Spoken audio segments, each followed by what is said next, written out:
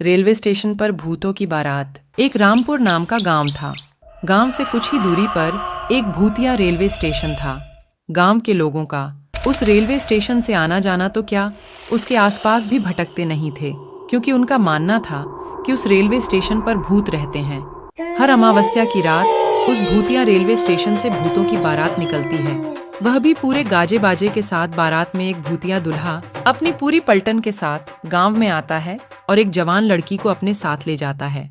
आज फिर वही मनूस अमावस्या की काली रात आ गई। घर में एक जवान बेटी है, कैसे मैं उसकी रक्षा करूं? घबराने की कोई जरूरत नहीं है। मैंने घर के सभी खिड़की दरवाजे बंद कर दिए हैं। कोई भी दरवाजा खटखटाएगा तो खोलना मत। आज हम में से कोई भी पूरा रात नहीं सोएगा। तभी दिनेश की बेटी रूबी बोलती है, पिताजी, मुझे कुछ होगा तो नहीं ना? मुझे उन भूतिया बारातियों के साथ नहीं जाना। मेरी बच्ची, तेरे माता पिता के होते हुए तुझे किसी से डरने की जरूरत नहीं है। पूरा गांव दहशत से अपने अपने घर में छिपकर बैठ जाता है। तभी गांव में ढोल और शहनाई की आवाजें आने लग जाती हैं। आवाज इस भूतिया बारात की ही थी, जो रेलवे स्टेशन से निकलकर गांव की तरफ आ रही थी। गांव वालों, दिखाई और सुनाई नहीं देता क्या? तुम लोग को तो देखो, बारात आई है। हमारा स्वागत नहीं करोगे? मेरी दुल्हन कहाँ है? कहीं दिखाई नहीं दे रही मुझे। अब भूतिया बारात गांव में आ चुकी थी। सुनीता अपनी फूल जैसी बेटी को एक कोने में छुपाकर बैठी हुई थी। तभी भूत आगे की तरफ बढ़ता है और जोर जोर से हंसने लगता है।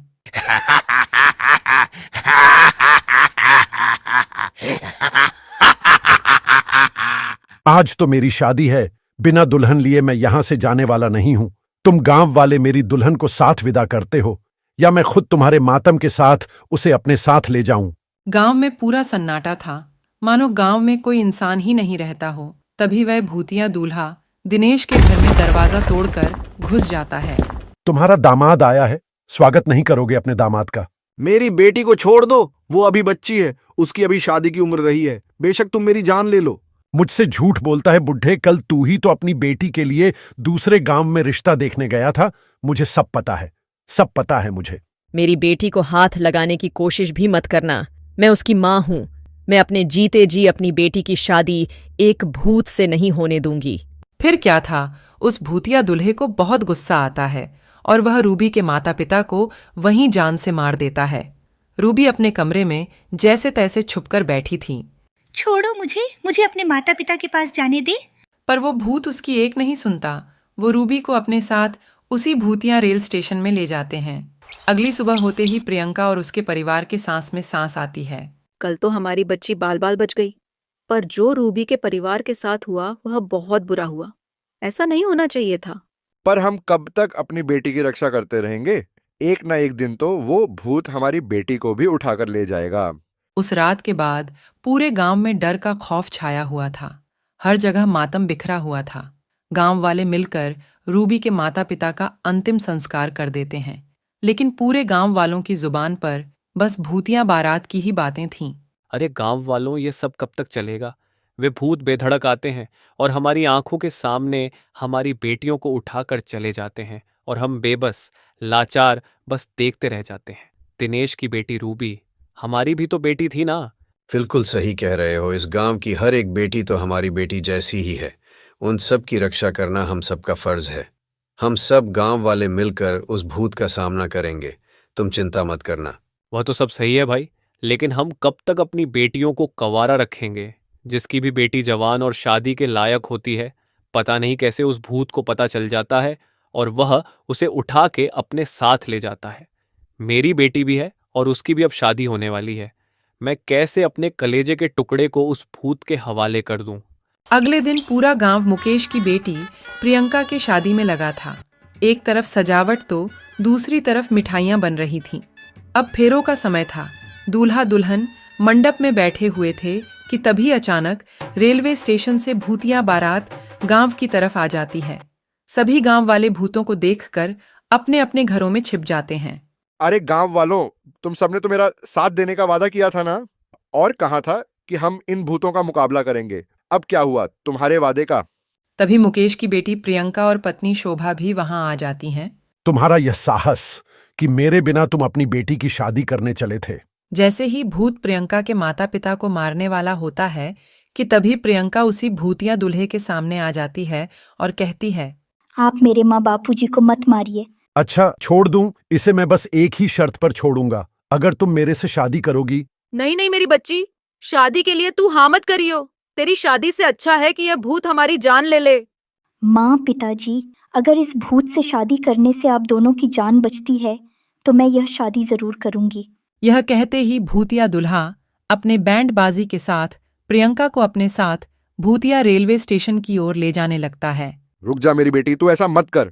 किसी गांव वाले की हिम्मत नहीं होती कि उस भूतिया बारात का सामना कर सके, क्योंकि उस बारात में एक से बढ़कर एक खूंखार भूत और चुड़ैल मौजूद थे। वहीं प्रकाश नाम का व्यक्ति अभी हाल ही में गांव में आया था और यह सब देखकर वह कहता है, ये ठीक नहीं किया हम सब ने। मेरी भी एक बहन है और उसकी भी उम्र शादी के लायक हो गई है। क्या उस प्रियंका की जगह मेरी बहन होती तब भी ऐसा ही करते हम लोग। गांव की बेटियों को हम यूं ही उन भूतिया बारातियों के हवाले करते आ रहे हैं, कल को मेरी सरिता का नंबर ना हो। भैया भाभी, मुझे बहुत डर लग रहा है। आए दिन इन भूतों का खौफ बढ़ता ही जा रहा है। दुल्हन का वह सुहाग का जोड़ा उनके मौत के जोड़े में तब्दील होता जा रहा है। बहन तू चिंता मत कर, मैं इसका समाधान जरूर निकालूंगा और तेरे साथ साथ इन गांव वालों को भी इन भूतिया बारातियों से मुक्त कराऊंगा। इसके बाद प्रकाश जंगल में एक तपस्वी तांत्रिक के पास जाते हैं और उनके पास पहुंचकर अपने गांव का हाल बताता है। बेटा, मैं देख पा रहा हूं कि तुम्हारे गांव पर एक श्रापित भूतिया बारात का साया है और उस भूतिया बारात से छुटकारा पाने के लिए मेरे कहे अनुसार नियमों का पालन करना होगा। जी तांत्रिक बाबा। इसके बाद वो तांत्रिक प्रकाश को समाधान और नियम बताते हुए एक गंगा जल की बोतल देते हैं और कहते हैं, जा बच्चा, तेरे और तेरे गांव वालों का कल्याण हो। जिसके बाद प्रकाश गंगा जल लेकर गांव आ जाता है और सभी गांव वाले से कहता है, सुनिए गांव वालों, इस भूतिया बारात से छुटकारा पाने का एक उपाय मुझे मिल चुका है, लेकिन इस काम को पूरा करने के लिए मुझे आप सबका साथ चाहिए होगा। हम सब तुम्हारा साथ देंगे, बताओ क्या करना है। बस आप सब एक काम कीजिए कि आज की रात शादी का प्रबंध कीजिए, बाकी सब मैं संभाल लूंगा। प्रकाश के ऐसा कहते ही पूरा गांव शादी की तैयारी में लग गया और ऐसे ही अब रात हो चली थी और शादी की बात उन भूतिया बारात को भी पता चल गई थी, जिसके बाद वो भूतिया बारात बैंड बाजे के साथ गांव में आ खड़ी हुई। कहाँ है मेरी दुल्हन? बताओ कहाँ है मेरी दुल्हन? भूतिया दूल्हा मंडप में एक दुल्हन को देखता है और उसे अपने साथ भूतिया रेलवे स्टेशन के अंदर एक पुरानी सी ट्रेन के डिब्बे में लेकर चला जाता है, जहां पर बहुत सारे कंकाल ही कंकाल पड़े हुए थे। तभी वह दुल्हन घूंघट उठाते हुए कहता है, ये रही तुम्हारी दुल्हन, कर लो अब शादी। धोखा हुआ है मेरे साथ, धोखा।